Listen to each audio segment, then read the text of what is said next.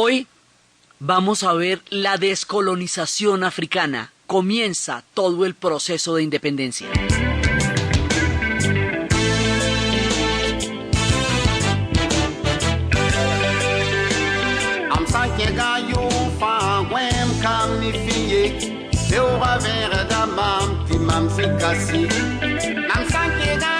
La vez pasada estábamos viendo cómo era el mundo en tiempos del África colonial, cómo había quedado, una vez establecido el reparto, cómo eso se fueron volviendo instituciones, se fueron volviendo administraciones, regimientos militares, cómo se fueron volviendo compañías privadas que extraían toda clase de materias primas del África, y cómo los africanos tuvieron que verse sometidos a acomodarse a este orden con lenguas diferentes, que fueron las lenguas que trajeron los europeos, con un concepto de administración europea completamente ajeno y distinto a la manera como los africanos se gobernaban y a la forma como se fueron erosionando la autoridad de sus jefes naturales, de sus líderes ancestrales, a manos de tribunales y de instituciones europeas, que en último término eran los que dirimían las infracciones en los países en lugar de las justicias tribales, lo cual hacía que el gran líder ya no tuviera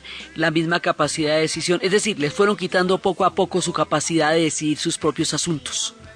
Entonces los europeos montaron todas las instituciones con sus funcionarios, con sus esquemas de gobierno, con sus esquemas de administración, y con esto suplantaron la manera como los africanos se gobernaban a sí mismos antes. Entonces, de aquí hace que los africanos vayan a quedar excluidos de las decisiones reales e importantes de su nación, tanto a nivel económico como a nivel político. Y esto va a producir que empiece a darse una mirada en búsqueda de una independencia, movimientos que empiecen a buscar como una alternativa distinta a un mundo sometido al reparto colonial europeo. Empieza a haber ciertas formaciones de movimientos nacionalistas que a la vez coinciden con otro tipo de mensajes que en el mismo sentido se están dando en Jamaica y en Estados Unidos sobre la condición de las comunidades negras en los Estados Unidos, y empieza a surgir una conciencia de que la situación del mundo negro está bastante mal a ambos lados del Atlántico, tanto en África como en Jamaica, como en Estados Unidos, una conciencia, digamos, que empieza a formarse de una manera paulatina. Esto todavía no va a llevar a movimientos grandes, ni mucho menos, pero sí empieza a generarse una conciencia histórica, y bueno, claro, sin una conciencia histórica ningún movimiento a la final es posible. Entonces, resulta que empieza toda la teoría de Marcus Garvey en Jamaica de retornar al África, y de sentirse ubicado con las raíces africanas, porque al otro lado del Atlántico las raíces africanas son las que empiezan a dar base para buscar unas mejores condiciones de vida. Entonces, hay un clima intelectual que empieza a prefigurar esto.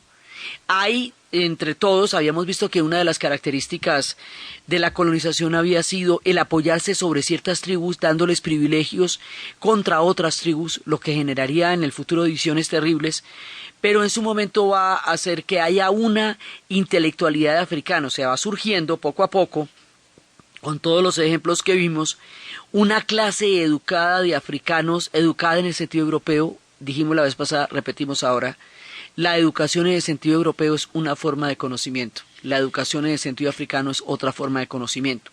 Los europeos, mediante el colonialismo, hicieron sentir que la suya era civilización y era la única forma de educación que valía y que la otra no lo era.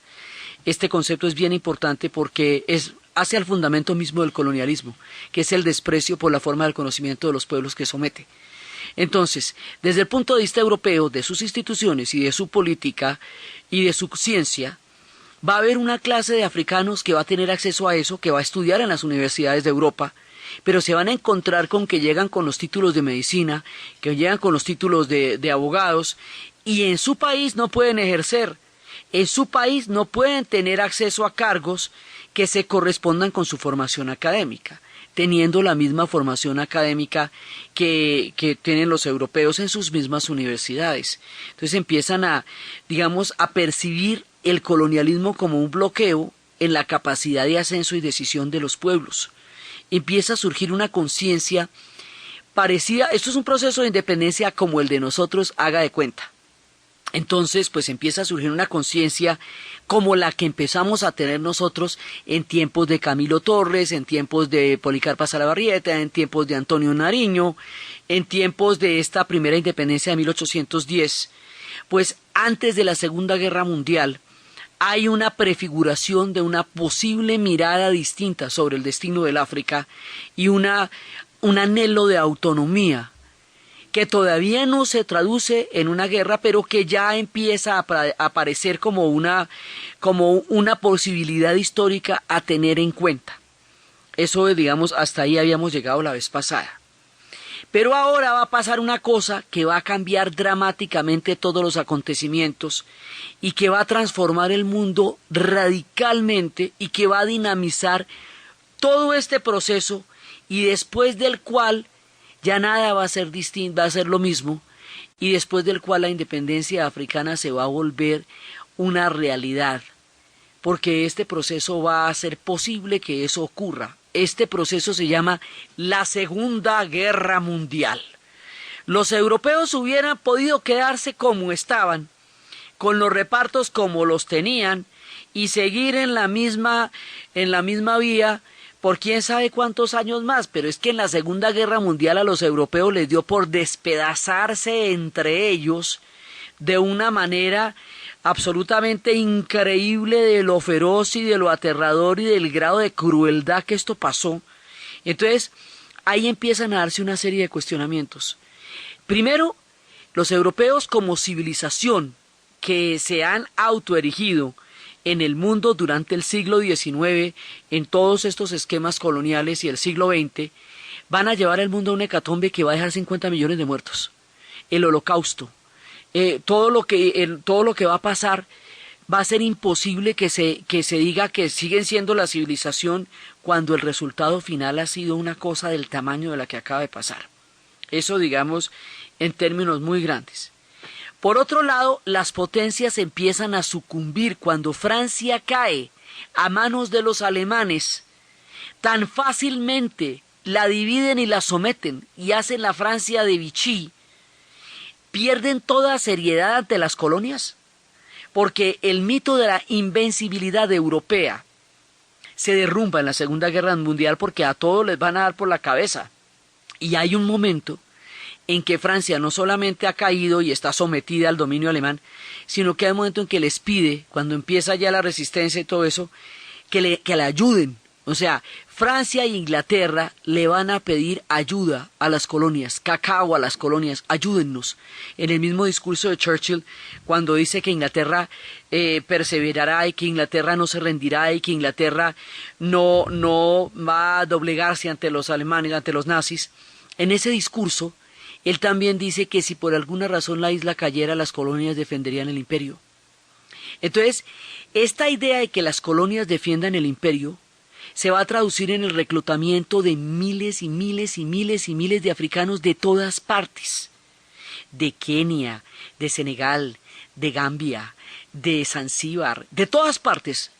Y ellos van a estar junto con los europeos peleando luchas de liberación, peleando luchas por la libertad, por la democracia, por la autodeterminación, contra el autoritarismo, contra el fascismo, por los estados nacionales.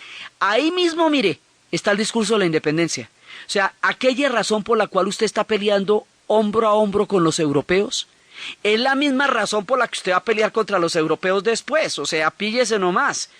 Todas esas mismas consignas que los europeos van a pedir que los ayuden a defender frente al totalitarismo nazi, pues los africanos van a decir que van a aplicarla para ellos inmediatamente después, un poco en un sentido análogo, lo que las ideas de la Revolución Francesa fueron a nosotros en el momento en que estábamos empezando a plantear nuestra independencia, ¿sí? Como una influencia que hace muy importante.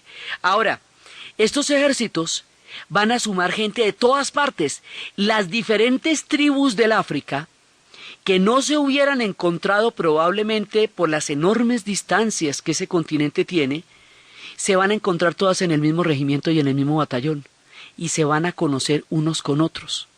Y no solamente se van a conocer unos con otros, se van a conocer con los asiáticos, se van a conocer con los egipcios, se van a conocer con gente de todas partes y van a intercambiar saberes, condiciones, situaciones, y se van a dar cuenta que todos van a estar bajo un mismo esquema, que es el esquema colonial, porque la gente del Asia corresponde a las colonizaciones de los europeos en Asia, toda la península de Indochina. Entonces se van a dar cuenta en los campos de batalla cuán similares son sus situaciones frente a los europeos y cómo a la final no es tan importante cuál de los europeos gane, en el sentido en que para los africanos la cosa no va a cambiar, gane quien gane. Porque el colonialismo europeo, pues básicamente es muy similar de un país a otro. Entonces, eso poco a poco se van a dar cuenta cuán específica es su papel dentro del mundo europeo y cuál distinto es al que los europeos están confrontando los unos con los otros. O sea, hay una lectura distinta de África dentro de la Segunda Guerra Mundial a la que Europa está teniendo y están combatiendo con ellos y van a ser unos grandes guerreros. Entonces, pero por ejemplo en Kenia casi el 20% de la población fue reclutada para pelear con los ingleses en la Segunda Guerra Mundial, el 20% de la población adulta en edad de combatir, o sea, es muchísima gente. Entonces se van a formar regimientos que van a ser entrenados con la forma como los europeos pelean, ejércitos disciplinadísimos que van a entrar en combate en los campos donde se está dirimiendo todo el conflicto de la Segunda Guerra Mundial, lo que les va a dar de una vez por todas el entrenamiento militar necesario para empezar a plantear la independencia, la manera como se van a usar las armas, el conocimiento de cómo pelean los europeos. Entonces ellos están peleando y muriendo parejo, pero observando cómo es la cosa. Ahora, va a haber ejércitos, regimientos, por ejemplo, de Zanzíbar, que ayudaron a tumbar la hegemonía italiana en Etiopía. La vez pasada estábamos viendo cómo Etiopía había sido un reino independiente a manos de Haile Selassie y cómo los italianos lo invadieron por la bronca y la piedra de que en 1890 no pudieron entrar allá y lo intentaron en 1934 con gas mostaza, con ejércitos modernos, librando una guerra desigual, cruel y criminal. Y cómo el Haile Selassie denuncia esto y la Sociedad de las Naciones no va a hacer nada al respecto, se disuelve la Sociedad de las Naciones por inoperante, no fue capaz de enfrentar a Alemania y a Italia para hacer una reclamación sobre la injusticia de lo que se estaba cometiendo en Etiopía y cómo la injusticia de Etiopía va a exacerbar la conciencia histórica de los africanos por lo burdo del papel de los italianos ahí, por lo grotesco, porque es que ya Inglaterra y Francia habían sofisticado bastante su relación con las colonias para ese entonces, pero los italianos entraron a lo bestia y eso a los africanos les encendió todas las alarmas acerca de cuál era la naturaleza de este tipo de dominación. Entonces, cuando ya está en la Segunda Guerra Mundial, pues regimientos de Zanzíbar y todo esto van a ayudar a tumbar el régimen colonial en Etiopía y van a aprender cómo se tumba un régimen colonial porque eso es lo que van a ir a hacer. ¿Sí me entiende? Entonces, pues esto es todo una lección histórica de cómo es la vuelta con los europeos, ¿sí? Y también van a tumbar el régimen de Vichy, o sea, de la Francia ocupada bajo los nazis, en Madagascar. Y eso va a ser una lección importante.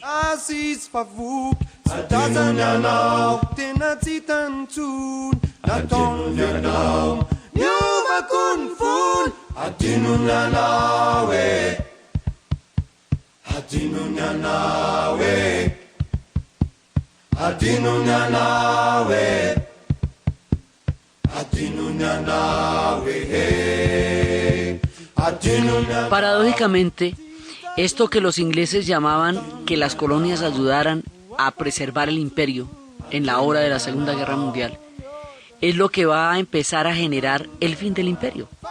Porque es esa participación de las colonias que empieza desde 1942, en los momentos más álgidos de la guerra, lo que les va a dar a ellos la instrucción necesaria para acabar con el imperio británico después de que termine la guerra. Digamos así va a ser la cosa. Entonces, pero con toda con toda la fuerza con la que esta gente peleó, también estaban junto con los regimientos que venían de la India, con los regimientos que venían de Birmania, de Indochina, de todos lados, o sea, fueron todos los ejércitos los que se combinaron detrás de los aliados para combatir a los alemanes y a los japoneses, porque también la otra parte es que hay quienes sitúan el fin del Imperio Británico en 1942 cuando la caída de Singapur, cuando los japoneses se toman Singapur, el imperio empieza a crujir y en Singapur de ahí para adelante los japoneses se van a tomar toda el Asia, toda el Asia, digamos el extremo del Asia.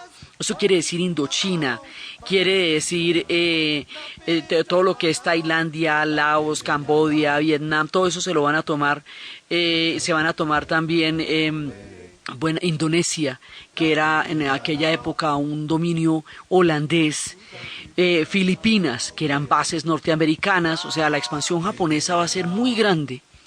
Entonces muchas especias que se traían antes del Oriente, ya no me pueden traer de allá porque eso está en manos de los japoneses. Entonces se van a traer es del África, de Zanzíbar, lo que aumenta en mucha medida la demanda de los ingleses de materias primas originadas en el África, porque las rutas hacia el lejano oriente quedan totalmente interrumpidas por la dominación japonesa. Entonces los escenarios empiezan a cambiar y por otro lado, cuando terminó la Primera Guerra Mundial, y los territorios que eran alemanes quedaron repartidos entre los ingleses y los franceses, como habíamos visto, que fue el caso de Camerún, que fue el caso de Togo, que fue el caso de Namibia, que fue el caso de Tanzania, de Tangañica, pues, ¿qué diferencia les hizo a ellos? A ver, que ya no estuvieran bajo la dominación alemana, sino bajo la dominación inglesa y bajo la dominación francesa. ¿Eso qué cambió? Eso les daba mayor capacidad de decisión, eso les daba mayor participación en sus asuntos, nada a la hora del té. Entonces ellos ya habían vivido la experiencia de un reparto entre los mismos, y un reparto entre los mismos no cambia nada sustancialmente. O sea, siguen siendo de todas maneras colonias, ya que de los unos, ya que de los otros. No, eso, ahí no hacemos ninguna, ahí todavía no hemos hecho ninguna gracia, pues con que nos repartan otros. Entonces eso ya les queda claro, porque ya pasó después de la Primera Guerra Mundial. Entonces la Segunda Guerra Mundial moviliza toda esta cantidad de gente en esta cantidad de escenarios, porque esto es por todas partes del mundo, y una vez que termine la guerra, ya nada va a ser lo mismo, porque la guerra alteró toda la relación de fuerzas que había en el mundo, y después de que termine la Segunda Guerra Mundial, el mundo es otro, totalmente distinto. Empezando porque después de que termine la Segunda Guerra Mundial, Europa ha perdido la supremacía, que tuvo de una manera hegemónica y única durante todo el siglo XIX y comienzos del siglo XX. No hay a quien le pusiera la pata a Europa. Pues ahora va a haber quién, los Estados Unidos y la Unión Soviética. O sea, después de terminada la guerra, los Estados Unidos y la Unión Soviética emergen como potencias y Europa está devastada. Pero devastada es devastada. Y la Unión Soviética, después de todo lo que hemos visto en Stalingrado y en Kursk y en Leningrado, se gana la silla para repartirse el mundo, y los Estados Unidos, con su decisiva intervención, ya después de lo de Pearl Harbor, pues se gana la silla para defender el otro lado, y además con el horror de la bomba atómica. Entonces los europeos pasan a un segundo plano, ya no son los dueños del mundo, y ellos mismos están gravemente destruidos porque los bombardeos fueron sobre Europa. Entonces hemos visto durante las series de las guerras mundiales lo que significó reconstruir Europa, cómo se necesitó el plan Marshall. Económicamente, pues esta gente no tuvo ninguna producción durante la guerra distinta de la de las armas, desmanteladas las industrias. Esto fue una hecatombe, eso fue casi que apocalíptico para los europeos. Entonces los europeos terminan mal, lo que llaman mal. Entonces toda la invencibilidad, el mito de la invencibilidad europea cayó con los primeros disparos de la Segunda Guerra Mundial, y en el estado en que quedan estos pueblos ya no pueden ni gañir, de todas maneras quedan bastante, y en el caso de los franceses, profundamente divididos entre la Francia que colaboró con los alemanes y la que enarboló la resistencia, y en un momento dado hubo 2 años en que la resistencia francesa estuvo funcionando en Brazzaville, capital del Congo francés. O sea que en Brazzaville ellos fueron focos de resistencia contra los nazis. Los ejércitos pelearon también por la misma resistencia, con la resistencia contra los nazis. Luego saben cómo se hace una resistencia clandestina contra un poder imperante. Lo estuvieron viviendo ellos ahí también. Entonces, terminada la Segunda Guerra Mundial, los europeos piensan que no pasó nada, que nos vamos a sentar y vamos a volvernos a repartir los territorios como lo habíamos hecho después de la primera, y que bueno, y que usted queda con esto, yo quedo con otro, y resulta que no. Eso ya no se puede, porque el mundo es otro y la política es otra.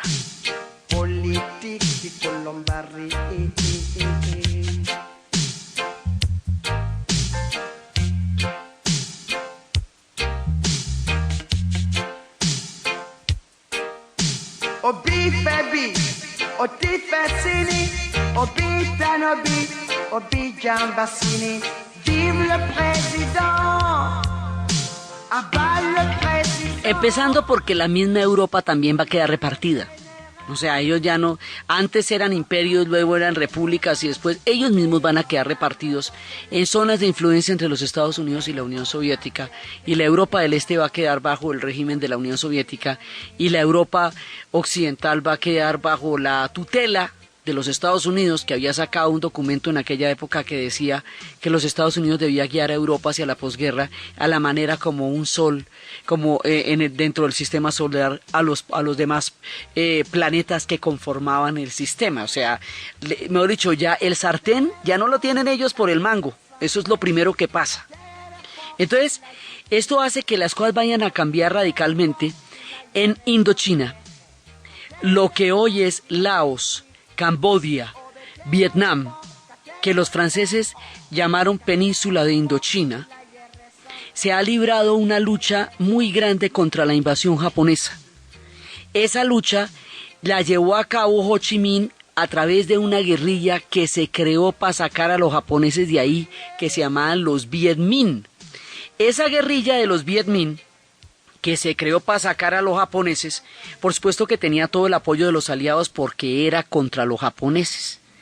Después de terminada la Segunda Guerra Mundial, llegan los franceses y en la mesa, en todas las mesas de negociaciones y todo eso, dijeron que a ellos les debían volver a dar la Indochina, porque la Indochina, que estaba bajo el colonialismo francés desde hacía 100 años, fue invadida por los japoneses mediante un billar a 3 bandas que consiste en lo siguiente. Japón era aliado de Alemania y Alemania había invadido a Francia. Entonces Japón le pide a Alemania que si le deja entrar en la Indochina, porque en la medida en que Alemania tiene a Francia invadida, pues las colonias también están en entredicho porque quedaría bajo la dominación nazi de triunfar los nazis, ¿cierto? Y en ese momento estaban ganando. Entonces, todo el proyecto de expansión de los japoneses en el Asia, que es un proyecto gigantesco, necesita la Indochina, la península de Indochina para todo su plan, y le dice a los alemanes que es con quien toca hablar porque Francia ha caído y está dividida, la mitad es pro-nazi, que es la de Vichy, la que colaboró, y la otra mitad está en la resistencia, en la clandestinidad. Entonces ahí el que está al mando es Alemania, o sea, los nazis, la Alemania nazi, la Alemania de Hitler. Entonces, en ese momento, los japoneses aprovechan para meterse en la Indochina con el aval de los alemanes que están haciendo lo suyo en Europa. Entonces, se les clava la guerrilla. Cuando termina la guerra, entonces, y se reúnen otra vez las potencias occidentales, Francia reclama sus antiguos territorios coloniales en Indochina y se los entregan. Vuelven y le dan la Indochina a los franceses, y los vietnamitas y los camboyanos dicen, ¿cómo? ¿Qué? A ver, mire, venga, le explico, yo no hice una guerrilla de este tamaño para sacar a los japoneses para que me cambien de dueños, para que se me vayan los japoneses y otra vez me esclaven a los franceses que llevan aquí un siglo. ¿Cuál es la gracia? Entonces, se van también los franceses, señores, les voy comentando. Entonces, esa guerrilla Viet Minh que se había armado contra los japoneses, ahora la van a poner contra los franceses porque quieren volver a someter a Indochina al dominio colonial. Y ahí esto es importantísimo porque esto da el tono de la descolonización. Entonces empieza la guerra contra ellos. En 1954 los franceses van a ser derrotados estrepitosamente, pero lo que llaman estrepitosamente en la batalla de Dien Bien Phu, a manos del general Giap y de Ho Chi Minh. Tanto, o sea, van a quedar tan mal que para poder sacar los cañones del barro, le van a pedir ayuda a los norteamericanos porque es que quedaron literalmente ensopados ahí en los pantanos. Y la ayuda que le piden a los norteamericanos, los franceses, para sacar los ejércitos coloniales de ahí, más la ayuda política que les va a pedir el régimen de Nguyen Diem, es lo que justifica que los americanos entren en Vietnam. Es por eso que se van a meter originalmente. Entonces, los franceses, ¿qué pasa? El ejército que se pierde en Indochina es lo grueso del ejército colonial. De todas estos ejércitos que habían hecho los franceses, de toda la legión extranjera, que era con la que sometían a las tropas coloniales, que son los que se ven en las películas. Ahí va a morir la gran mayoría del ejército colonial. Luego, cuando empiece la descolonización en el África, ellos no van a tener con qué, porque en Indochina sucumbió la mayor parte de su ejército. Entonces, el colonialismo tiene una mirada global, que la está haciendo desde Ho Chi Minh hasta Patricio Lumumba, pasando por Kwame Nkrumah, en ese momento un país que se llamaba Costa de Oro y que luego de la independencia pasaría a llamarse Ghana, por los antiguos imperios de Ghana del África Occidental, y que era en ese momento colonia inglesa. Este personaje, Kwame Nkrumah, va a escribir un libro y lo va a publicar que se llama Hacia la libertad colonial, y va a ser uno de los gestores del pensamiento anticolonial de la independencia africana. Entonces, aquí ya se está generando una conciencia, porque Ho Chi Minh también va a decir, bueno, es que aquí el tema es que el colonialismo tiene sometido a una gran parte del planeta a los intereses de unos pequeños países europeos, a los intereses de Francia, a los intereses de Bélgica, a los intereses de Gran Bretaña, y todo el resto de nosotros estamos montados en el esquema que ellos nos montaron. Y ese esquema ya no va a ser válido para nosotros, para ninguno de nosotros. Entonces, esto que en Indochina se convierte en una, en una batalla definitiva, en África se va a traducir, es el mismo fenómeno, porque el colonialismo es el mismo, solamente que lo hemos tratado en el caso africano, porque estamos en la historia de África. Pero igual, las mismas habas se cuecen en Indochina, sí, lo mismo. Y habíamos visto, el colonialismo de Inglaterra y Francia arranca en el momento en que termina el colonialismo español. O sea, cuando nosotros nos vamos a independizar, a comienzos del siglo XIX, es cuando los europeos van a invadir el resto del planeta. Y nosotros quedamos independientes y España pierde el imperio. Entonces ahora le toca el turno a los que colonizaron el planeta. O sea, allí donde estaba España en la invasión napoleónica, ahí está Inglaterra y Francia en la Segunda Guerra Mundial. Es una situación parecida, que es un factor que detona una desarticulación profunda de un orden imperial, lo que hace que empiecen a darse las condiciones para que esto empiece a caer. Por eso, después de la Segunda Guerra Mundial, la descolonización es el destino que va a tocar. Y es así como en África se van a independizar tantos países, así nomás que se los digo: Marruecos, Argelia, Libia, Mauritania, Mali, Níger, Chad, Sudán, Burkina Faso, Ghana, Nigeria, Camerún, Gabón, República Centroafricana, Zaire, Angola, Zambia, Namibia, Botswana, Zimbabue, Tanzania, Mozambique, Uganda, Kenia, Sudán, Somalia, Madagascar, como por decirles. Esto va a ser un fenómeno tan grande que en un momento dado la gente que estaba haciendo Atlas paró la producción de Atlas a ver cómo quedaba el mundo, porque 17 países se van a independizar en 1960, cuando nosotros estábamos en el bicentenario, en el 2010. 17 países africanos estaban en el cincuentenario, a los 50 años de la independencia. O sea, haga de cuenta, toda la vuelta que nosotros tuvimos que hacer en tiempos de Bolívar, San Martín, de Córdoba, de O'Higgins, de Artigas, pues la van a hacer los africanos después de la Segunda Guerra Mundial. Exactamente lo mismo, solamente que contra un mundo industrial, un mundo con una capacidad de destrucción muchísimo mayor, un mundo con ametralladoras, un mundo con tanques, un mundo con una capacidad de fuego que no era ni siquiera pensable en la época en que nosotros hicimos nuestra independencia del Imperio Español. Pero nos vamos a situar en el mismo momento. Y así como nosotros hablamos de Bolívar y de San Martín, y hablamos de O'Higgins, y hablamos de Artigas, y hablamos de todos ellos, aquí se va a hablar de Patricio Lumumba, de Jomo Kenyatta, de Kwame Nkrumah. Se va a hablar de todos los personajes que llevaron a la independencia del África, de todos sus héroes que van a ser quienes forjaron todo el nacimiento de los países africanos hacia un mundo postcolonial. Exactamente lo mismo que nosotros hicimos lo nuestro. Entonces empieza toda esta maquinaria a desatarse de una forma que una vez que arranque va a ser imparable.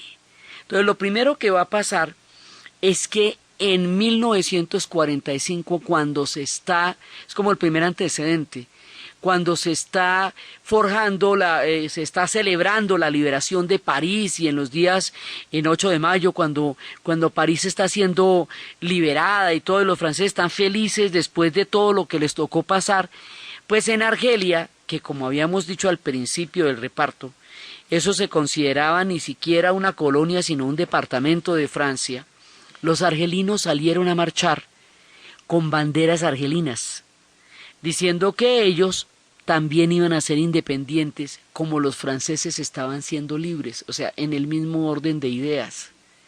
Y resulta que las tropas los paracaidistas en ese momento, las tropas francesas en Argelia, hicieron una represión muy grande, y en la primera confrontación murieron 100 europeos, y el resultado, la represalia contra esto va a suceder en Setinf, una pequeña ciudad en las faldas de los montes Atlas en Argelia, y se van a levantar ellos, y resulta que la represión del ejército francés contra esta proclama de la libertad de los argelinos va a producir una masacre de alrededor de unas 15.000 personas. Y es un día, 8 de mayo, que los argelinos lo tienen sumamente claro, porque es para mostrarles cómo iba a ser la cosa para tratar de independizarse de Francia, que ni siquiera concebía la posibilidad en lo más mínimo de imaginar que Argelia fuera otra cosa distinta a una provincia de ellos al otro lado del Mediterráneo. El hecho de que hubiera un mar de por medio no les llamaba la atención, y pensaban que era una provincia como cualquier otra. No, eso no era una provincia, esos son los argelinos. Y los argelinos van a empezar con esta gran rebelión.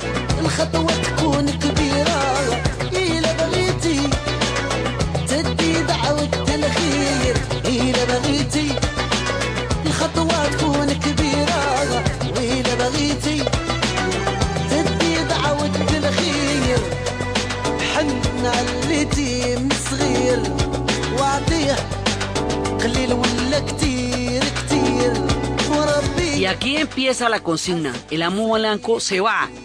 Ahora sí, se va. Pero no de Kenia, ni de Uganda, ni de Tanzania. Se va del África. esto quiere decir de todo el continente africano, y empieza una decisión continental, hemisférica, del tamaño de la decisión nuestra cuando Bolívar juró frente al Monte Palomino que no descansaría en paz hasta que la América no fuera libre. Haga de cuenta. Lo que pasa es que para ellos, pues va a ser muchísimo más complicado, porque no es un solo imperio, como en el caso de nosotros, ni una sola lengua, que para ponerse de acuerdo es más fácil, como en el caso de nosotros, sino que son como de 3 imperios distintos. Toca sacar a los ingleses, toca sacar a los franceses, toca sacar a los belgas, rematar a los italianos que ya habían perdido eso. O sea, toca sacar un combo grande de ahí con unos ejércitos de todas maneras muy fuertes, aunque estuvieran tan mal las metrópolis, sus ejércitos seguían siendo de todas maneras importantes en algunas zonas, en el caso por ejemplo de los ingleses. Entonces va a ser una guerra grande, enorme, contra pueblos industrializados y con la desventaja además o con la dificultad y que hay una cantidad de tribus en África, o sea, cada tribu en África es un universo, una cosmovisión, una nación, un mundo en sí mismo. Lo que hace que si hay diferentes tribus, pues hay diferentes naciones. Nosotros teníamos básicamente una estructura relativamente homogénea porque nosotros teníamos en nuestras filas indígenas, teníamos comunidades afrodescendientes y teníamos criollos. Pero la autonomía de los afrodescendientes o de los indígenas, digamos, va a ser diferente al caso de cada una de estas tribus que fueron naciones relativamente intactas. Entonces, toca ponernos de acuerdo con todas las tribus para eso. Y toca ponernos de acuerdo para sacarlos de ahí y cómo los vamos a sacar de ahí y cómo vamos a definir las fronteras. Entonces, la pregunta es también, ¿vamos a quedarnos con las fronteras coloniales o vamos a redefinir las fronteras teniendo en cuenta que las fronteras son impuestas, hechizas, artificiales y sujetas a los intereses del reparto europeo y no nuestras? Pero si nos ponemos a redefinir las fronteras y llegamos a entrar en guerras por dónde pasa una frontera para volver a unir un pueblo que quedó metido en 2 territorios, de repente nos podemos armar un lío más grande en la redefinición de fronteras que en la independencia misma. Entonces, ¿sabe qué es lo que toca? Toca dejarlas así. Eso después miramos a ver cómo le hacemos. Pero toca dejarlas así porque no podemos librar los 2 conflictos a la vez. Lo cual hace que las fronteras que hoy existen sean a grandes rasgos las fronteras que los europeos determinaron en el reparto del África. Obviamente hay variaciones y países se llamarán de otra manera y surgirán, pero el grueso del mapa sí quedó repartido como lo repartieron inicialmente por la dificultad tan grande que suponía redefinir eso al mismo tiempo que se estaba sacando a los europeos de allá. Por eso es que decíamos cuando empezamos el reparto del África que a pesar de que los europeos no estuvieron allá mucho tiempo en términos generales porque fue siglo XIX y la mitad del siglo XX, su paso sí fue definitivo porque las fronteras que existen en África son más o menos las mismas que ellos hicieron durante el reparto, poco más o menos, y eso genera una increíble cantidad de conflictos por los pueblos que están metidos allá que no corresponden a las culturas y a las civilizaciones que la delimitación de esos territorios hicieron los europeos. Bueno, ese es el primer problema, pero igual, se van, o sea, vamos a organizarnos para que se vayan.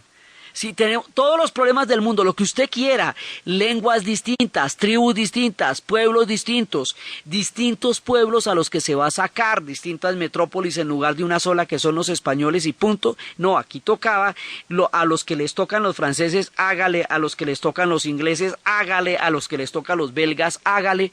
Pero con todo y todo, esto ya es irreversible. O sea, vamos a saber cómo lo vamos a hacer, pero que lo vamos a hacer, lo vamos a hacer.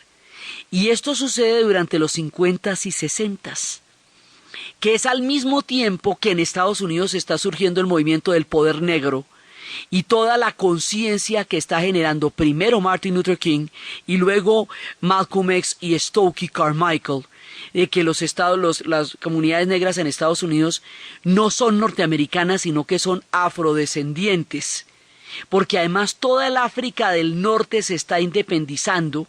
La lucha de Argelia va a ser una de las más importantes en todo este escenario Entonces hay un momento en que toda el África del Norte y el África subsahariana se están independizando y que en los Estados Unidos están los movimientos por los derechos civiles y luego los movimientos por el poder negro, y que están también en Jamaica en una cantidad de luchas, y es un momento en que la conciencia negra se va universalizando en el planeta Tierra, porque de una u otra manera todos van luchando por su libertad dentro de las particulares condiciones de opresión que cada uno está viviendo en su propio territorio. Y al mismo tiempo el mundo está viviendo la descolonización. Entonces, todo esto es lo que va a dar después origen al surgimiento de los países del tercer mundo, porque va a haber un mundo distinto que no es el de la Unión Soviética y los Estados Unidos que ganaron la guerra, y tampoco es el de los europeos, porque esas no son las condiciones, sino el de todos estos pueblos que están surgiendo a la luz de la independencia y la autonomía después de la Segunda Guerra Mundial.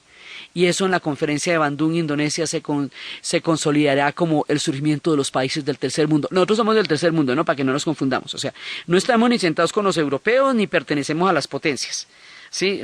Lo que pasa es que nuestra independencia fue siglo y medio antes, pero tampoco llegamos a ser primer mundo todavía. Eso, digamos, que nos quede claro para que no nos pongamos vanidosos. Entonces, resulta que empieza todo este proceso, y esto va a ser un proceso muy grande, porque por un lado es el proceso de sacarlos físicamente de allá, y por el otro lado es el proceso de creerse mentalmente, históricamente, revertir toda esa ideología europeizante que decía que los europeos eran la civilización y todos los demás pueblos eran la barbarie o el atraso o el subdesarrollo. Y el colonialismo psicológico, mental o ideológico es más difícil todavía de combatir que el otro, porque se ha colado en los puntos más vulnerables de la sociedad y de la mirada frente a sí misma. África empieza el gran reto de su independencia, y es hasta que terminen. Entonces, cuando empieza la cosa, Suráfrica, además es una paradoja terrible, porque Suráfrica se había independizado de los ingleses. Al independizarse de los ingleses, había quedado el país en manos de los colonos descendientes de los holandeses que llamamos Boers.